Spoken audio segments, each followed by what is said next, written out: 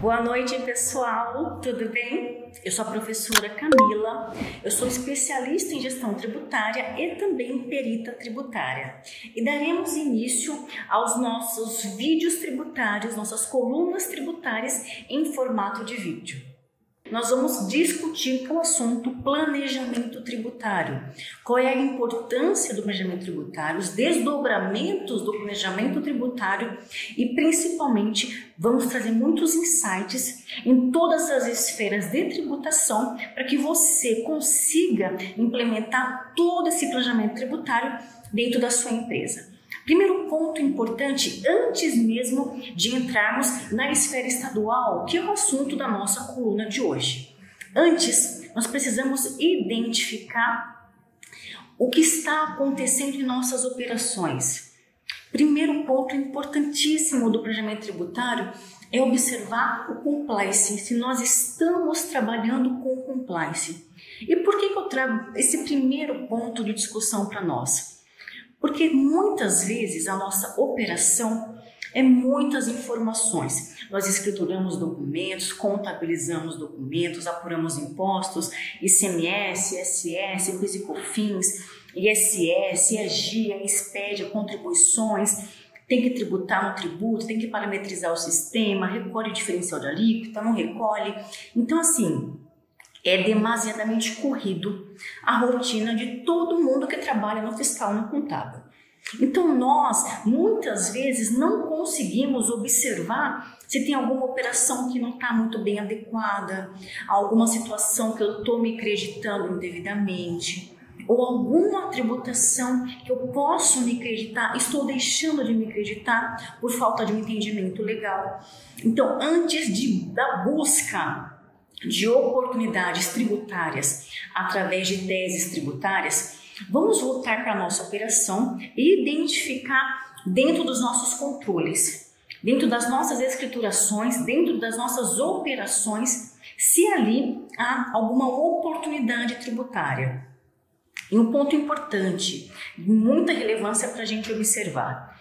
A legislação brasileira, ela é muito complexa. Nós que o diga, né? Trabalhamos ali naquela correria, são muitos desdobramentos legais, operacionais, de aplicar o que está na letra da lei dentro da nossa operação. Então, andar em conformidade tributária é o primeiro passo do nosso planejamento tributário. Por quê? Porque isso, além de trazer possíveis recursos, né, que você vai adequar ali a legislação da forma menos onerosa para o contribuinte, de forma legal, né, importante, lembrando, todo planejamento tributário tem que ter base elisiva. O que é a base elisiva? É a base legal, é buscar a redução tributária, a postergação tributária por meios lícitos. E nós temos isso. Inclusive, é um direito do administrador, do contador, do empresário buscar essas ferramentas, buscar o entendimento da legislação para que no momento que aplique as suas operações tenha uma menor tributação. Voltando ao nosso compliance, que é o início importante do nosso planejamento tributário. Quando falamos da esfera estadual, vinculando com compliance, que é o nosso assunto de hoje, da nossa coluna tributária de hoje, é a tributação na esfera estadual, vamos começar pelo compliance.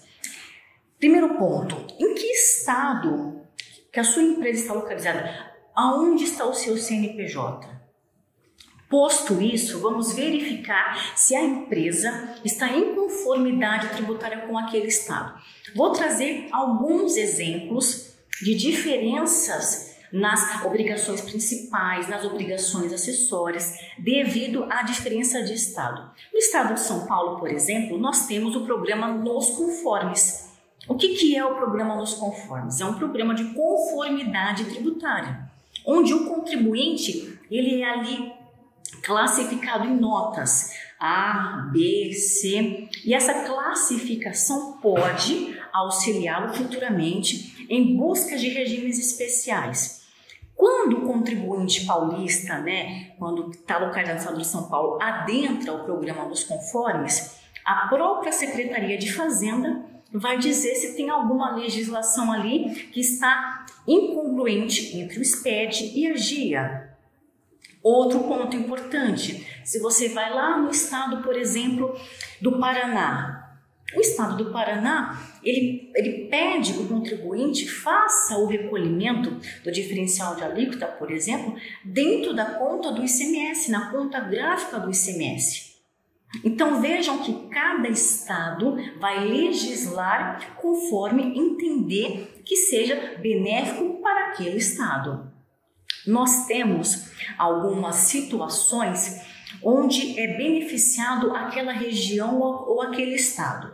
Nós temos, por exemplo, a Zona Franca de Manaus, a área de livre comércio, que são toda a regulamentação que beneficia o contribuinte que transacionar a partir desses estados.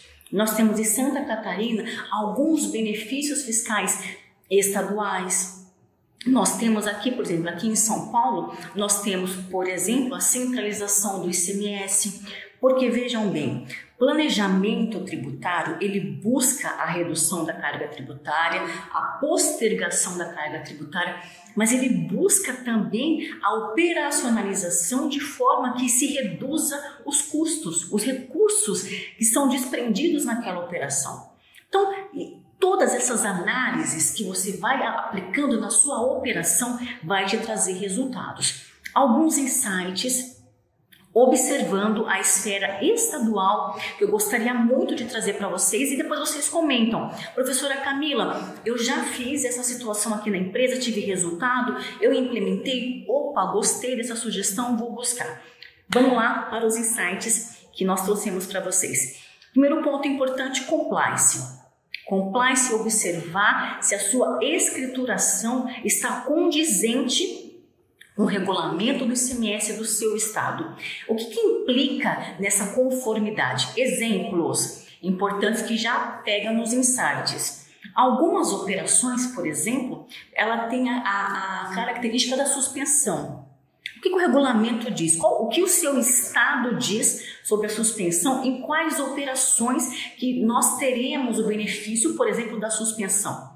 Exemplo, aqui no estado de São Paulo, o regulamento do ICMS de São Paulo diz que, olha, se você, contribuinte, fizer uma transação de remessa para demonstração, eu te limito dentro de um período especificado, 60 dias, 90 dias, vai depender do estado onde você está, e se essa operação no seu estado é acobertada por essa suspensão. Por isso é importante ver o regulamento do seu estado. Assim, olha, essa operação, se você praticar ela dentro de determinado período, você não precisa me pagar, não precisa destacar e não precisa recolher o ICMS devido na operação, porque ele é suspenso dentro desse determinado período.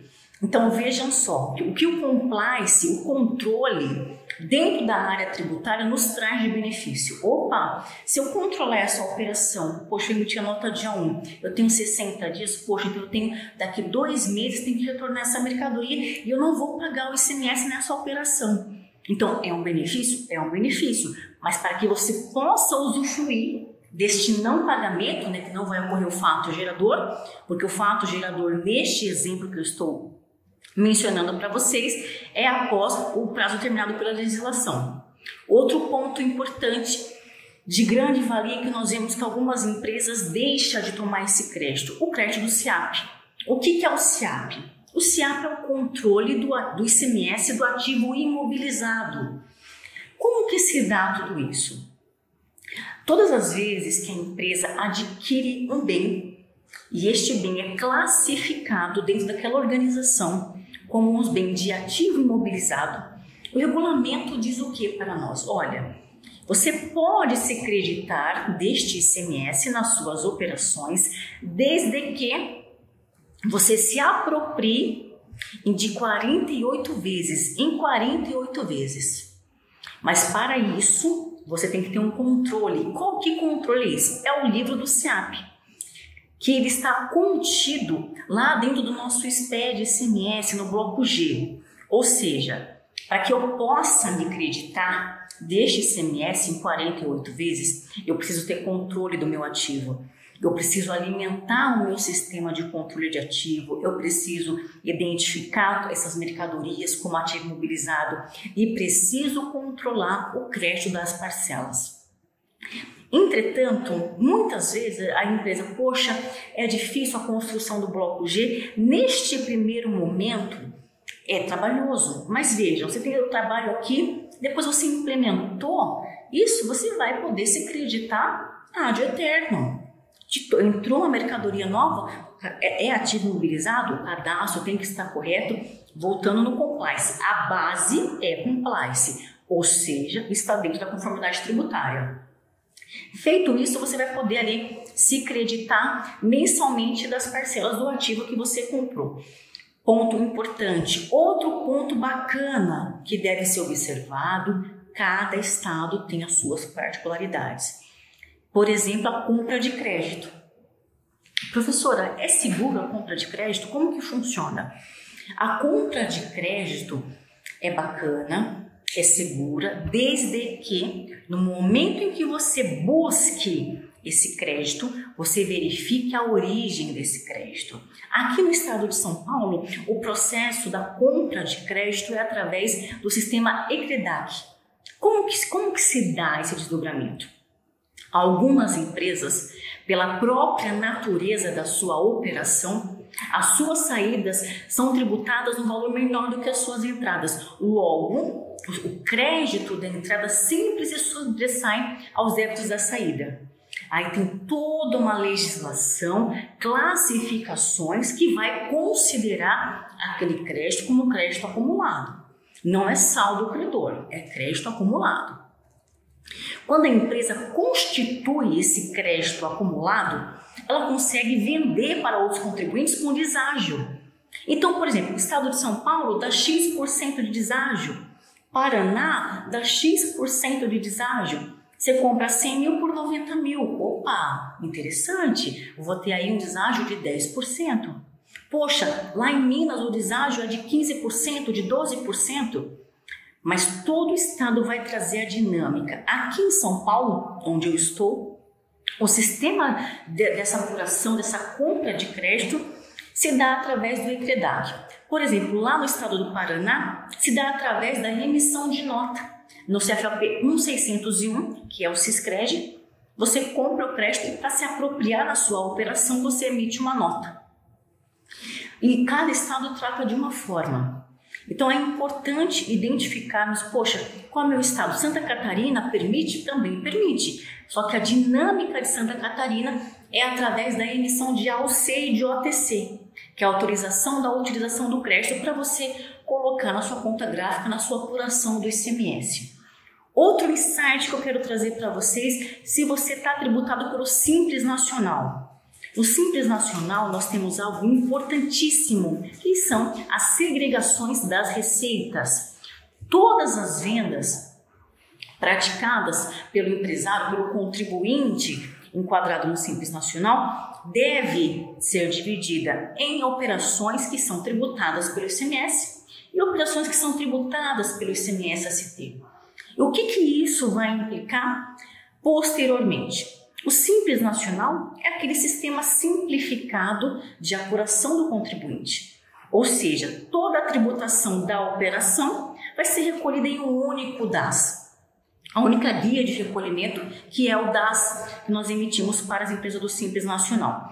Quando você retira, quando você segrega essas receitas, consequentemente, a sua base para faturamento, para tributação, vai ser reduzida. Por quê? A substituição tributária, o que ela é? Ela é antecipação, ela é a responsabilidade tributária que já ocorreu.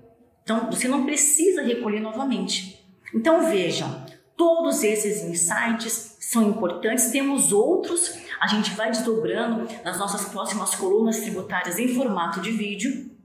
E hoje, falando da esfera estadual, quis trazer para vocês todas essas oportunidades tributárias que nós temos dentro da nossa própria operação.